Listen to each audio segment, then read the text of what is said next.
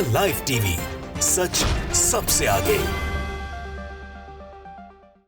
नमस्कार, मैं हूं रंजीत झा और आप देख रहे हैं द लाइव टीवी।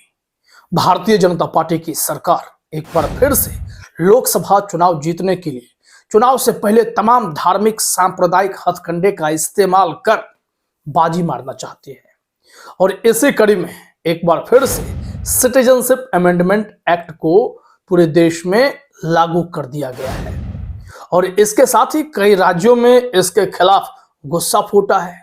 असम बंद कर दिया गया है, दिल्ली, यूपी समेत कई राज्यों में अलर्ट घोषित किया गया है, लेकिन केरल और बंगाल इन दोनों राज्यों ने इस एक्ट को लागू करने से मना कर दिया है। केरल ने तो खुले तौर पर कहा कि सिटीजनशिप अमेंडमेंट एक्ट जो है देश में मुसलमानों को दोयम दर्जे का नागरिक मानता है, इस वजह से हम तो इसे लागू नहीं करेंगे। अगर विरोध की बात आएगी तो पूरा राज्य सीएए के खिलाफ खड़ा होगा। वहीं ममता बनर्जी ने भी कहा है, अगर सीएए और एनआरसी की जुगलबंदी से किसी की भी नागरिकता छीनी जाती है तो हम इसका खुला विरोध करेंगे और फिलहाल सीएए तो हम लागू होने भी नहीं देंगे, क्योंकि बीजेपी को अच्छे से पता है कि वो सिर्फ हिंदुओं के वोट बैंक पर एक अधिकार चाहते हैं। इस वजह से ये सीएए के जरिए इन तमाम लोगों को, खास करके वो मुसलमान जिनकी नागरिकता पर ये लोग सवाल खड़े कर रहे हैं और उनसे कागजात मांगे जा रहे हैं, और दूसरी तरफ एनआरसी का भी शगुफा है, और इन दोनों को अगर मिक्सअप किया जाता है तो कई ऐसे नागरिक पता चलता है कि सामने आएंगे जिनके पास उनके एंसेस्टर्स के डॉक्यूमेंट भी नहीं होंगे, तो उन्हें बाहर का रास्ता देखना पड़ेगा।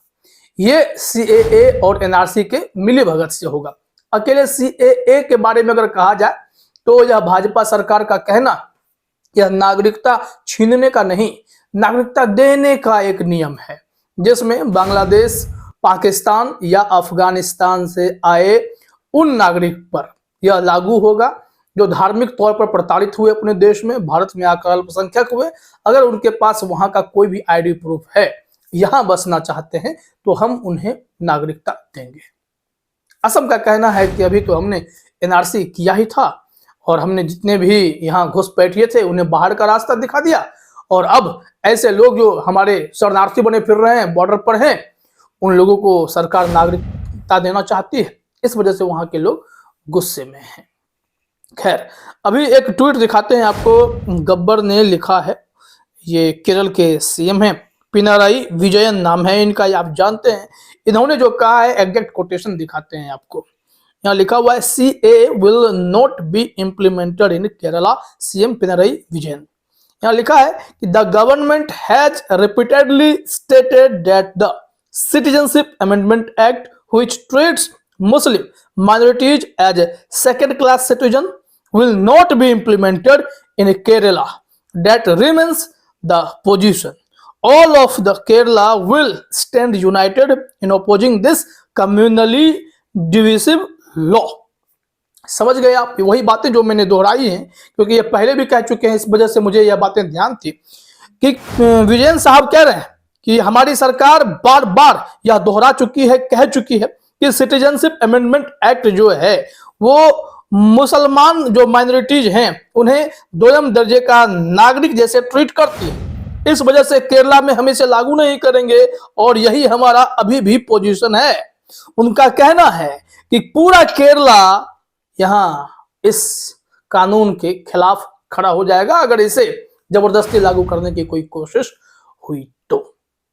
इसमें हम कुछ रिपोर्ट भी आपको दिखाते हैं कि आपको जानकर हैरानी होगी कि कहने के लिए सीएए पूरे देश में लागू होने की बात है, लेकिन पूर्वोत्तर का कई ऐसा राज्य है जहां पर सीएए लागू नहीं किया जाएगा, वो हम बताते हैं। लेकिन उससे पहले यह भी बता दें आपको कि कुछ राज्य ऐसे हैं, खास करके दीदी का और केरल का राज्य, जिसने खुला विरोध किया है।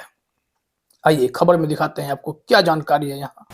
यहाँ कहा जा रहा है कि असम में सीएए का विरोध हुआ है, ये भी चर्चा कर देंगे, लेकिन जो मूल रूप से दिक्कत है वो कहाँ है? केरल और बंगाल में। यहाँ लिखा गया है कि केंद्र सरकार ने सीएए लागू कर दिया है, लेकिन केरल और बंगाल में इसे लागू किया जाना काफी मुश्किल भरा काम लग रहा है। एनडीटीवी की रिपोर्ट है। दरअसल दोनों ही राज्यों की सरकारों ने इसे लागू करने से इनकार कर दिया है। पश्चिम बंगाल की मुख्यमंत्री ममता बनर्जी का कहना है कि अगर सीएए के नियमों के जरिए लोगों को उनके अधिकारों से वंचित किया गया तो वह इसके खिलाफ लड़ेंगी। उनका कहना है कि सीएए लागू करना चुनाव के लिए बीजेपी का प्रचार है और कुछ नहीं। ममता ने लोगों से शांत रहने और अफवाहों से बचने की अपील की है।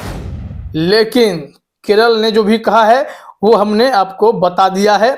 यहां देख लीजिए केरल के बारे में एनडीटीवी ने क्या लिखा है। केरल भी नागरिकता संशोधन कानून के शुरुआत से ही खिलाफ है। सीएम पिनराई विजयन का मानना है कि उनकी सरकार पहले ही कह चुकी है कि वह इस कानून को अपने राज्य में लागू नहीं होने देगी। उन्होंने इसे सांप्रदायिक कानून करार देते हुए कहा कि इसके विरोध में पूरा केरल एकजुट है।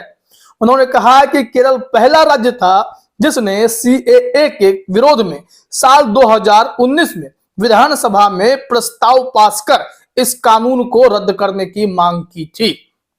तो केरल तो खुले तौर पर विरोध में आ गया है। लेकिन अब वो खबर भी जानना जरूरी है कि चल क्या रहा है असम में छात्र यूनियन ने बवाल काटा है इस कानून के खिलाफ। इतना ही नहीं, वहां असम बंद किया गया है। एनडीटीवी की खबर में ही देखिए लिखा हुआ है कि सीएए को लेकर असम में आज बंद, दिल्ली यूपी समेत कई राज्यों में अलर्ट, चप्पे चप्पे पर पुलिस का पहरा। यह खबर भी अपने आप में बेहद गंभीर है कि किस तरीके से असम में भी आज बंद का ऐलान कर दिया गया है। ये स्टूडेंट यूनियन का बंद है। यहां जरा आपको एक पहले पैरा में दिखाते हैं डिटेल्स क्या है। देश भर में नागरिकता अधिनियम सीएए कानून लागू होते ही विरोध प्रदर्शन भी शुरू हो गया। विरोध को देखते हुए कई राज्यों में अलर्ट जारी किया गया है। उत्तर प्रदेश, असम और दिल्ली उन संवेदनशील राज्यों में शामिल है। यहाँ पुलिस अलर्ट मोड पर है। दिल्ली पुलिस की साइबर विंग भी अलर्ट पर है। सोशल मीडिया प्लेटफॉर्म पर देश भर की सुरक्षा एजेंसियों पुलिस की पैनी नजर है। दरअसल सीएए के विरोध में राजधानी में बड़ी संख्या में धरना प्रदर्शन किया गया। शाहीन बाग इलाके पर खास नजर रखी जा रही है। वहीं असम में सीएए के खिलाफ आज बंद बुला दिया गया है। अब यह सारी रिपोर्ट तो आपने देख ली, लेकिन अब एक खबर और आपको दिखा देते हैं कि कैसे यहां देश के कुछ हिस्सों में सीएए लागू नहीं किया जाएगा।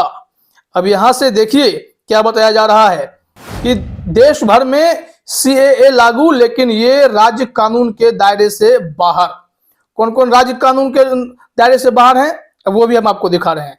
यहां लिखा गया है कि कानून के मुताबिक सीएए उन सभी पूर्वोत्तर राज्यों में लागू नहीं किया जाएगा जहां देश के अन्य हिस्सों में रहने वाले लोगों को यात्रा के लिए इनर लाइन परमिट की जरूरत होती है। आईएलपी अरुणाचल प्रदेश, नागालैंड, मिजोरम और मणिपुर में लागू है। अधिकारियों ने नियमों के हवाले से कहा है कि जिन जनजातीय क्षेत्रों में संविधान की 6ठी अनुसूची के तहत स्वायत्त परिषदें बनाई गई हैं उन्हें भी सीएए के दायरे से बाहर रखा गया है। असम, मेघालय और त्रिपुरा में ऐसे स्वायत्त परिषदें हैं। इसका मतलब साफ है कि अरुणाचल प्रदेश, नागालैंड, मिजोरम, मणिपुर, असम, मेघालय और त्रिपुरा सीएए के दायरे से बाहर होगा। इन सब के बावजूद वहां असम में बंद बुलाए गए हैं, विरोध प्रदर्शन जारी है। आप जानते हैं कि मणिपुर किस हालात से गुजर रहा है। ऐसे में वहां क्या एक बार फिर से ऐसे सिचुएशंस क्रिएट हो सकते हैं।